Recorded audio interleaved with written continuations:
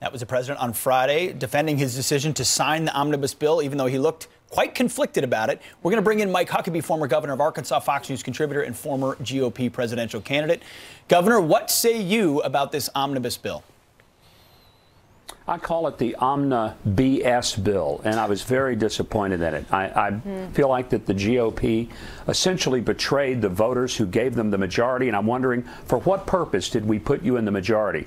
And I hear the argument, oh, we got to have 60 votes. No, what you have to have is an extraordinary sense of strength when you go into the negotiating room and you put some things on the table and say, on these things we will not give. One of them would be the defunding of Planned Parenthood, which is a very, just incredibly important thing for those of us who have fought to put pro-life people in office. And they betrayed us by continuing to give $500 million to an organization that slaughters unborn children and sells the body parts. This is an outrage to every person who is pro-life in this country. I was briefly encouraged when the president said he would veto or considering a veto of the bill, and deeply disappointed when it got signed. I understand. I'm happy about the military funding. Delighted by that. But the Republicans should have said, we're going to do this because we both should agree, Democrats and Republicans, that we fund the military and give them what they need. But we're not going to fund the slaughter of unborn children, and that's not going to be compromised. So what do you do next time? As you heard the president said, this is the last time I'm going to sign something like this. He hasn't been in politics, as you know, so I think he's continued to be surprised at how swampy the swamp actually is and how complicated it is to get anything meaningful done. So next time this comes around and you've got about 24 hours to read an over 2,000-page bill, if you're President Trump, how do you handle this differently? What do you do? Well, one of the reasons that he's a better negotiator in these things than the Republicans who are in leadership are is because they don't know what he's going to do. He doesn't give away all of his cards. He doesn't hold them out and say, y'all see what I have, let's play the game now. And that's what they do. There are things that the Democrats know the Republicans will cave on. They know that they'll give a good lip service to things like the life issue, but they're not really that serious about it because they never have been. And so they also promised they would never pass a bill they hadn't read. And it would have taken 131.7 pages a day to read that, huh? I said, Paul and Nancy Pelosi, they said they would never do that, but here we are.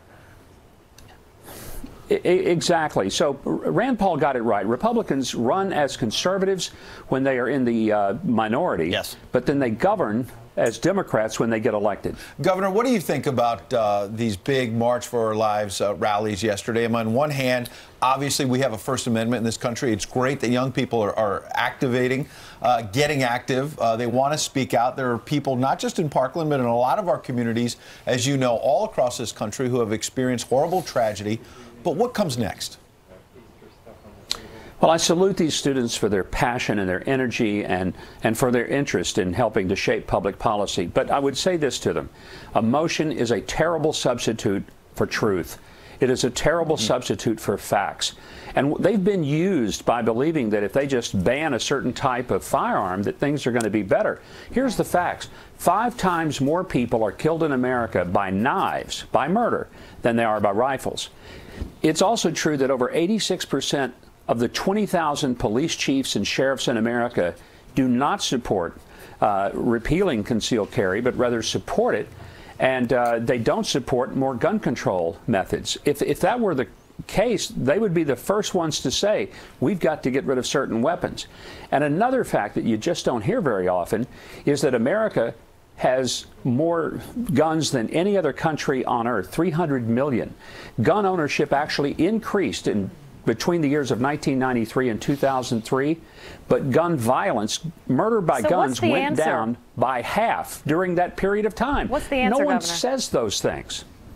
Well, the answer is, for one thing, all these network anchors who are shedding crocodile tears about how they want gun control, why don't they control their mouths? Here's what I would suggest. Quit giving infamy to these guys who commit the murders. Never mention their name. Never put their faces on the screen. Never make them famous. Don't give these animals what they're desperately looking for, some attention that they never got from the crib to the moment that they either got shot or went to jail. That's one thing that we could do, and we never hear that. Truth over emotion. We don't hear that in a lot of other channels, so we're hearing it this morning from Governor Huckabee. Thanks for coming in, buddy. Yeah. Very well. I hope they also thanked the cops that were armed guys. protecting their protest as well. That would have been nice. I don't know if they understand that irony. Governor, Yeah. thank you very much. Appreciate it. Good to see you, Governor. You bet. All right, turning now to some other headlines we're following closely this morning. A 45-year-old man accused of fleeing the country with a 16-year-old girl is now back in Pennsylvania. Authorities extraditing Kevin Esterly from Miami, where he was in custody after being arrested by federal agents in Mexico. Investigators saying the two may have been romantically involved for years. The married father of 4 is charged with interference with custody of children. Yikes. And former FBI Deputy Director Andrew McCabe is speaking out in a Washington Post column about his recent firing. Now we are getting the other side from a former